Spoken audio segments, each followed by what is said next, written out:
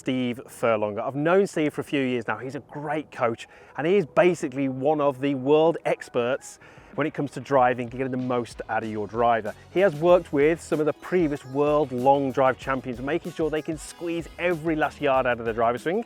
So I tapped into that. I asked Steve, what can the average golfer do to just get a few more extra yards with the driver? Steve has come up with 3 incredible little ideas and drills that you can use the very next time you play to help you perform better with the driver. Let's go meet Steve. So Steve, I want you to treat me as a 53-year-old male. I play off 18. I hit my driver 210 yards on a kind of good drive. If I came to you and said, Steve, I need some more distance, I've looked at the data, and the data is out there to show that if you do hit it further off the tee, the scores will come down. What's the first thing you're going to get me to do? Okay, so first would be pressure shift. That's a very common one that I would work on with players. Okay, so I'm, what did I say I was, 53? 53. But can I do this? Because I feel like my distance is going down, I'm losing flexibility, I feel like I'm losing strength. Does this apply to me? Absolutely, and the thing is, you don't need to have these sophisticated measuring systems, although there are apps that do vertical force on your mobile phone. You don't have to go and see a coach, although there are coaches with force plates like myself that do it. So the problem I usually see with golfers, amateur golfers, is that they move pressure late. So they move the club, they're very static, they move the club and then they move pressure afterwards. Okay, yeah. Well, we see the best players, the fastest players on the planet move the earliest, and they move the most amount of pressure. So put those two together, we've got this winning formula. Let's go for it then. Okay, so stand on the ball behind you. Club or no club? With clubs, good. So this is essentially like a seesaw. Yeah? There you go, you do a little dance on it. So essentially a seesaw. So it's a piece of wood with a batten down the middle. So when you apply pressure to a foot, the seesaw tips over. Okay? So what we're going to do from a timing perspective, we're going to learn to shift your pressure before you move the club. Okay. So both hands on the club, get yourself set up. So then if I was just to force the club to not move, okay, so now I want you rocking the board side to side. So we're going to go left, right, okay? And then you can then exaggerate that and be a little bit more. Okay, so what we want is that, start with that left, right, and then swing the club back. Okay, so start left. Left, right, and then swing the club back. Yeah, good. The first time I did that, in my head, I'm seeing Rory. Yeah. Because Rory's...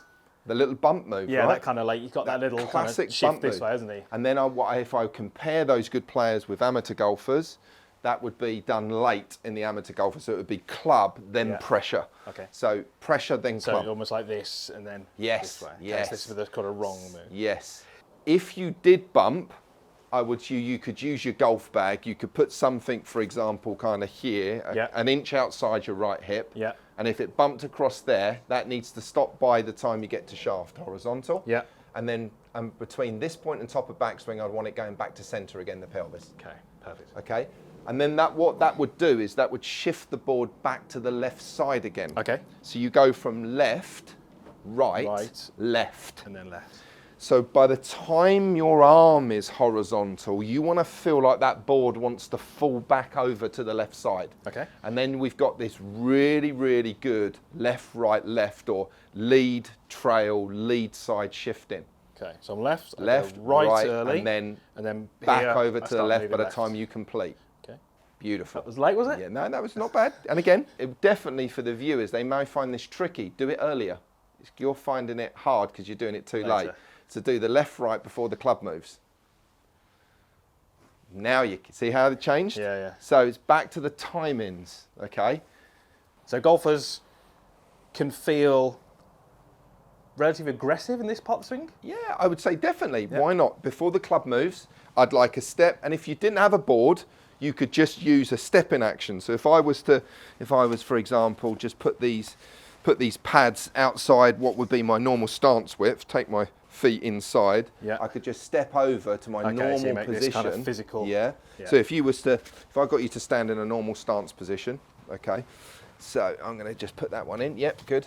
So what you would do is you'd step on that pad and then take the club away. Okay, beautiful. Same yeah, lovely. Yeah. And then what you could do then, if that foot was slightly inside its normal position, you would go step, swing, step, swing. Okay, perfect. So you could do that with just some sponges that you've got for washing your car, just something under the ground to just apply force and pressure. But more importantly, just understand it just goes down on that front part of the foot before you rise up and turn. Perfect. I mean, so that would be ideal, but this is a kind of alternative. An alternative, yeah.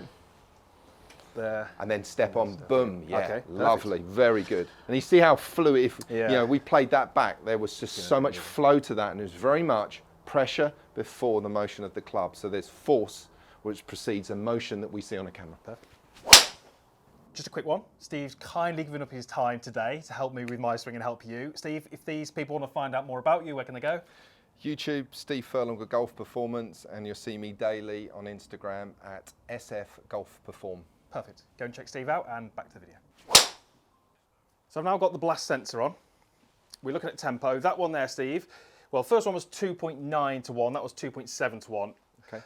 Am I in the right ballpark, or what should it be? Generally what we see, and I call tempo the glue that kind of bonds or binds everything together, right? So it's really critical. 3 to 1 is kind of the ratio that we would look at on these apps that are giving you these tempo readings.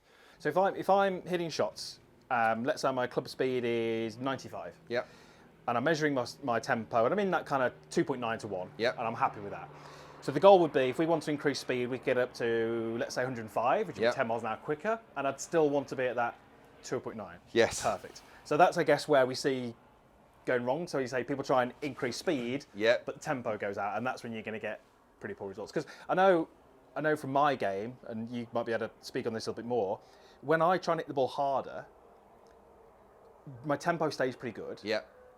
And I generally don't see a massive change in dispersion. I've heard that quite a bit, that, you know, when you're trying to increase speed and I guess your tempo goes off, that's when you're going to start to see a... Hence why I call it the glue. You're right, and that was what we would see with a good player. When you get faster, your tempo still remains the same. Okay. So I'm going to start you then. So I'm assuming that you're probably something around... Got some groovy music now. You would be probably, well, I'd say that... that music, Steve. This one here would be what our audience would be, generally. Okay. Okay. So start, back, through. Okay. Start, top, through. And they'd be about that. Yeah. Okay. So what I would do, if you just want to start, get good at being that. Yeah. Be consistent with your clubs at being that. Okay. That would be stage 1. Stage 2, this is probably where we're now moving to more better players. Yeah.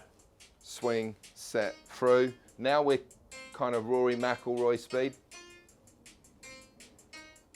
Okay. Still 3 to 1, but faster. So I'm going swing, on that set, through. So start, top, through. Okay.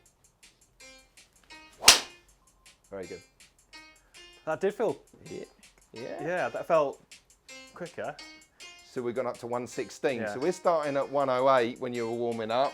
We went, I'm going to turn that off because it's going to get very annoying to the audience. We're just muted at home. 113 working on pressure 114. Yeah. We've immediately gone up to 116. 116.1 there, So, and again, it's this, if we do it the right way, we can grow speed and enjoy speed and still hit great shots. Yeah. Okay, so that didn't feel great. Linked it a bit right. Speed way down, less than 90. Why was that so slow and why did it feel terrible? Short backswing, reduced turns, short hand path length, top of backswing. Okay, so you were asking me to demonstrate that because you said that's one of the big things you see with golfers, like that 53-year-old golfer. Yeah. How do we fix it? The big one, my number one to go to. So importantly is understanding that the further we take the club away, effectively it gives us a bigger track, a bigger path to apply force and speed, right? Just that. Yeah. So what I look for generally is foot motion, because if there is some mobility in the feet, it's then going to allow a bigger twist or rotation of the pelvis. If the pelvis can turn a bit more, it usually passes up, gets the shoulders to turn a bit more, and that allows the hands to wind up a bit more. It's a bit like almost like a spiral kind of staircase working all the way up the body. We start with the left foot, the right hip, the shoulders, and allow the hands to go further back. Okay. So we're talking obviously hands. Yeah. And when I make a backswing, my hands are here. Yep. And the fault of that is actually the furthest part away from my hands. It's kind of down here in this left foot. So I'm guessing a lot of golfers would look at this and almost look at, well, what's closest to it that's causing that short backswing? Is it arm? Is it this? Is it that? But actually what we're saying is Starts to the feet. Yeah. So a couple of things we could do. First of all, to understand the footwork, because it's a twisting foot action. Yeah. It's not a slide-in banking, because immediately people say, well, I'm going to make my hand path longer, I'm going to take it further back. Yeah. Right, and this kind of slide-in footwork, which moves the pressures to the borders of the feet, is dangerous. Yeah. It's going to be a car crash. Your body slides. It creates like a reversing, tilting action in the body, which is really bad. So understanding that if I put this kind of slide-in board, okay, and understand that my foot can twist, which then allows me to move the pelvis more centrally in my stance, and you see that there. So this is, if I bank, my pelvis goes across and around. Yeah. But if I turn, my pelvis turns in the center. Yeah. So just allowing that vertical twist around the left foot or lead foot will then just help us wind up from the ground. That would be where I would start.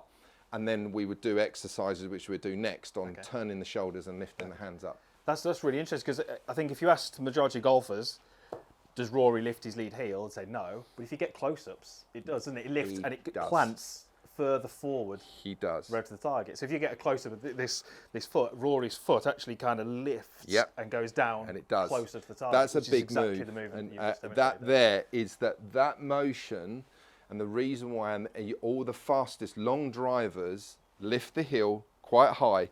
They twist the foot so much because of the pelvis turn.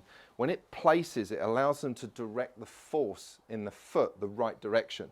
If I go this way, if I twist the foot that way, which I see most recreational golfers slide, my foot goes down. My force is in that direction. Newton's first law, ground reaction, will push me back. Yeah. But if I go that way, push forwards, it's going to push me back away from the ball, which we want the left side to clear. Perfect. So that's why it happens. So again, they can make this? They can make it. So in lockdown, right, I got a cereal box. Okay, so I got the shiny side was the non-friction on the bottom. So that'd be, and I drew a clock with a cereal bowl, put a round clock on it, and I used that so it's slippery under one side and had some grip on the other. So it's I called it a clock card. So we're going to lift that and twist that. Yeah, so I guess instinctively this movement is kind of... That's what they're going to want to do. Yeah, because that's going to tip that forward, isn't it? And then as soon as they add rotation, reverse, and then they're reverse and tilt. And so now get a twist in. So feel that little twist happening under the foot first. So slide the board first. That's it. Yeah, good.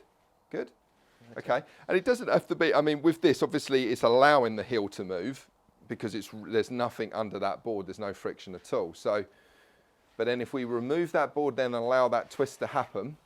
So we're just going to feel that foot move. So we lift it, feel it twist a little bit. Yeah, good, good. And again. Yes, it plants definitely. Yeah. I like that. That's a really good feel, that is. Do I have to worry about an overswing? Look, there's different ways that we would create overswing. There's good ways and bad ways. If we're physically letting go of the club, i.e., loosening up the grip and letting go of it, that may cause a problem because there's a re-grip issue. Yeah. However, I have seen and I have worked with senior golfers and allowed them to bend the left arm a little bit. Yeah. Okay, it's not a problem if they can straighten it back out again. Yeah. And this is a lever. Yeah. Okay, the swing is about levers of speed. Okay, and force. If I have a little bit of bend, and we know even the best players have got bent, even though it looks like with all their, their uniform on, their jumpers on, we don't see it. But when we've measured it in 3D, we are seeing bend in that left arm, and we know that there's bend in the right arm, right, or fold. So a little bit of give in there. Don't try and keep it what we saw Ernie Els straight. The best players are not doing that. There's a little bit of give in there, and that's going to wind the hands around the clock a bit higher and make them go a bit further. But it's essentially as long as you can get it back out again. Yeah. So don't overdo it. Don't start flexing it a ton if you can't get it back out. The stats are out there. If you can hit the ball further, it does make the game easier and, I'd argue, more enjoyable. Yeah, a little bit more distance, a bit more speed. So use those tips. Steve is, as I said, one of the best coaches in the world for driver and getting you to perform better with the driver. Steve, thank you. Appreciate your time. And thank you. On your behalf, I'm going to thank Steve, and make sure you check out all Steve's channels that we talked about earlier in the video.